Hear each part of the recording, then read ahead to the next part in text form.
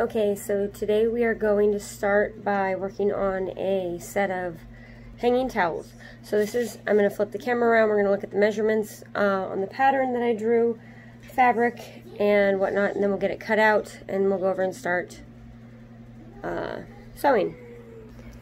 So this is the pattern we're working with. I drew this out this morning. So from the point top here to here is 9.5 inches. It is 5.5 inches across the width. Here, when you get up to here, it's 3 inches, and then just, though it is part of the 9.5 total, it's about from the here where I start tapering it is about 1.25 inches up that way. So what we're going to do is take whatever fabric you're going to use. I'm going to use this brown cotton right here. You're going to press it. I'm going to make 4, we can come back here, press it and make 4 pieces because we're going to make a set of towel holders. So it will be 2 pieces for each one. We'll go ahead and get that cut out, then we will come back. Okay, so we have cut out our 4 pieces of our towel tops. So there are 4 of them here.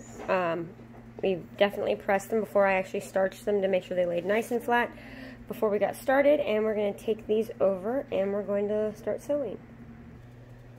Okay, so we have those cut out. We're over here. We're going to start sewing. I'm going to be using white thread so you can see what I'm doing. You don't need to use anything fancy as far as towels. I went to the dollar store. I found this cute little towel. It was $1, and fortunately both sides, it was actually printed to where you can, the image would be the correct direction on either one. So because of that, I just had to cut it across the middle. Bear in mind, when you buy towels a lot of places, the image won't necessarily be 100% even on there. I decided to go with the shape of, or in the middle, the pattern. And so I cut halfway through this middle section here because it makes the pattern the same on both of them.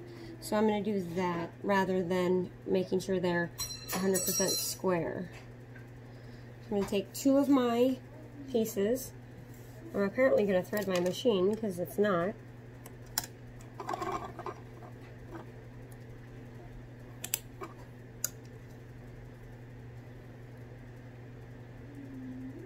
Now, I will be doing everything today except for the actual button because I actually tend to like to use snaps because I find them easy to open up and put on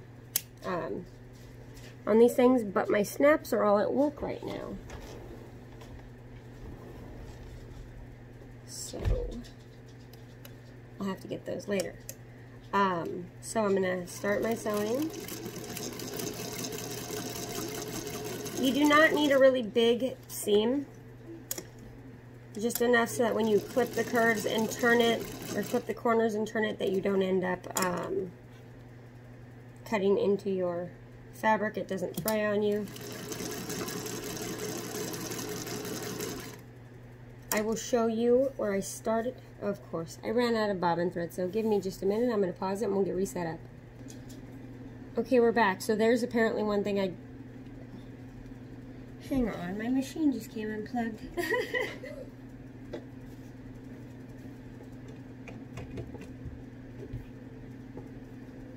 So, alright, this is our list of things that I need to check, apparently, before I start. Is my bobbin thread, obviously, and whether my cords are plugged in properly. Alright, so we are back to stitching around this. And since I stopped midway and had to cut my thread, I need to make sure I back stitch again. So I'm going to start back a little bit from where I ended, and then I'm going to back stitch and go forward.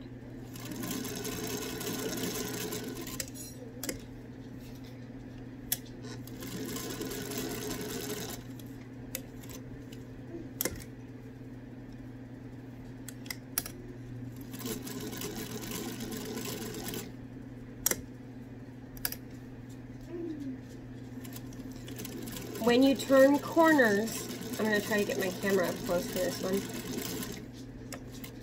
Alright, I'm going to move here. So here, you see, I am at, if I can get you turned around here, I'm at,